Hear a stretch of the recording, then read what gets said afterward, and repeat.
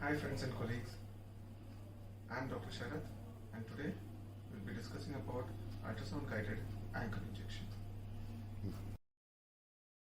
We'll start with a discussion of the ankle joint or the tibio-talar joint. However, apart from tibio-talar synovitis, there are various other causes of ankle joint pain among patients with inflammatory arthritis.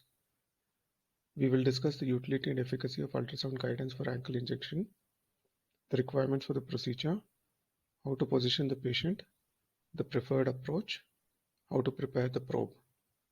We'll discuss what in-plane injections are, and after that we will be injecting an ankle joint in plane.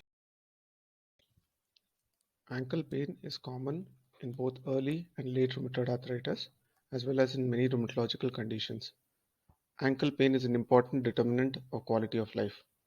However, ankle pain can be due to various reasons: tibio-talar synovitis, subtalar synovitis, talonavicular joint synovitis, tibialis posterior tendon tenosynovitis, peroneal tenosynovitis, enthesitis or tendonitis of the Achilles tendon, retrocalcaneal bursitis, and plantar fasciitis. So when a patient presents with ankle pain, all of these possible pathologies should be kept in mind. We will be restricting our discussion here to tibio-talar joint injection only. The tibio-talar joint is a hinge type joint. The talus rests very snugly within a bracket-shaped socket which is created by the tibia and the fibula. That bracket-shaped socket is called mortise. An important utility of ultrasound is that we are able to avoid the overlying anterior tendons as well as the dorsalis pedis artery during joint injection. However, the more important utility of the ultrasound is the fact that it is able to confirm the exact pathology. As discussed previously, various pathologies can present in patients with ankle pain.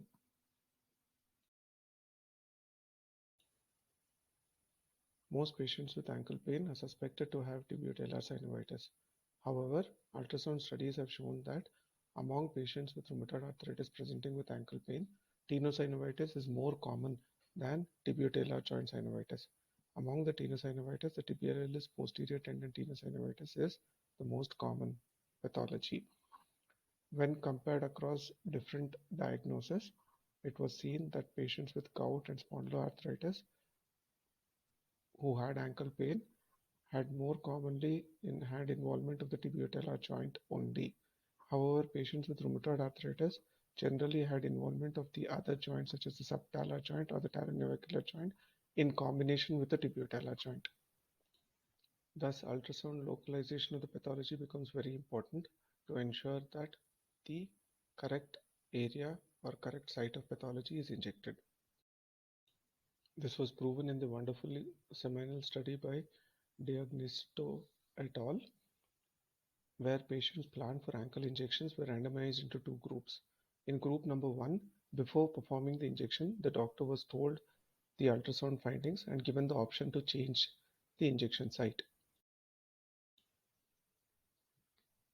In group number 1, on receiving information on ultrasound findings, the doctor changed the planned injection site in nearly 75% of the patients. Most commonly, the site which was planned to be injected was abandoned.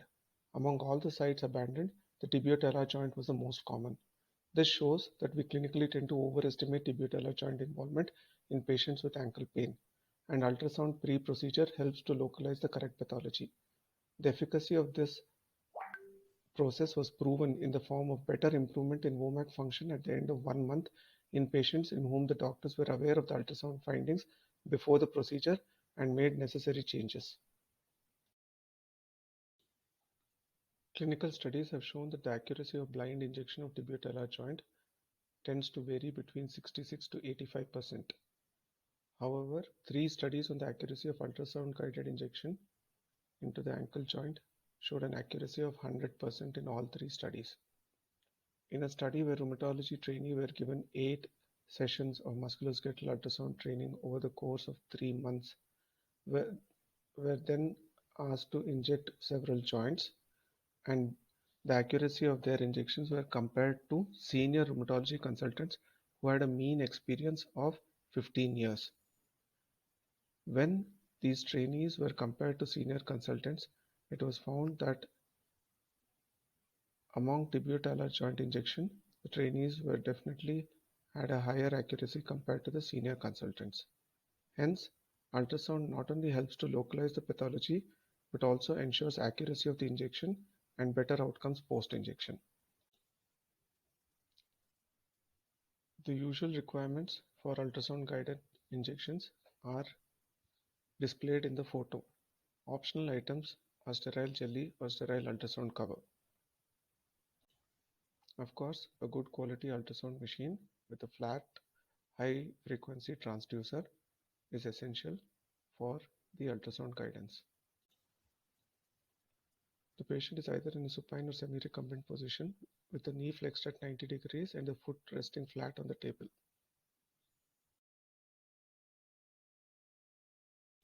A proven method which helps to ensure that the probe is sterile is to cover the probe with a non-sterile glove and seal it with a rubber band.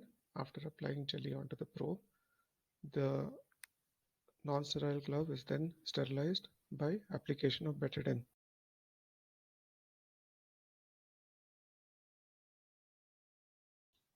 The probe is placed transversely on the ankle joint and moved from proximally to distally till the flat dome of the talus becomes visible.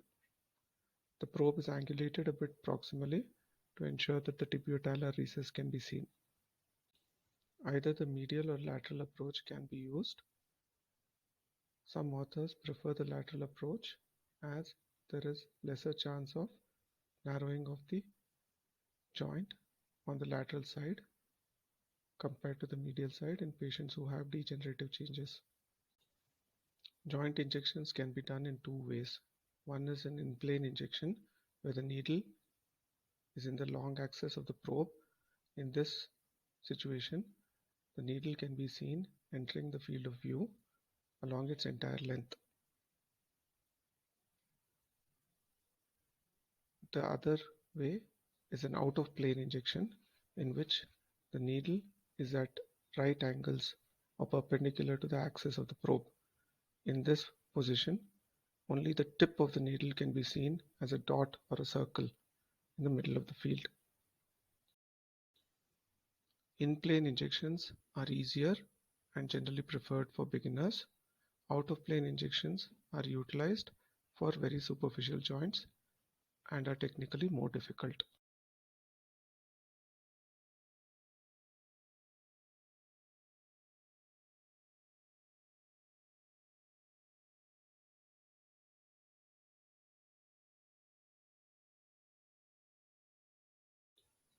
After placing the probe transversely on this patient's ankle, needle is inserted from the lateral side and can be seen entering on the left side of the ultrasound image recording.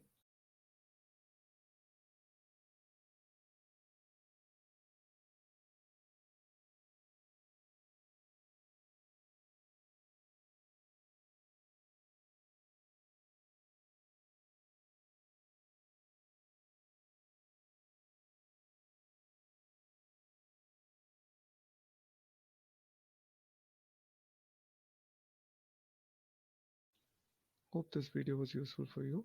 Please do share the video among your friends and colleagues. Thank you for your attention.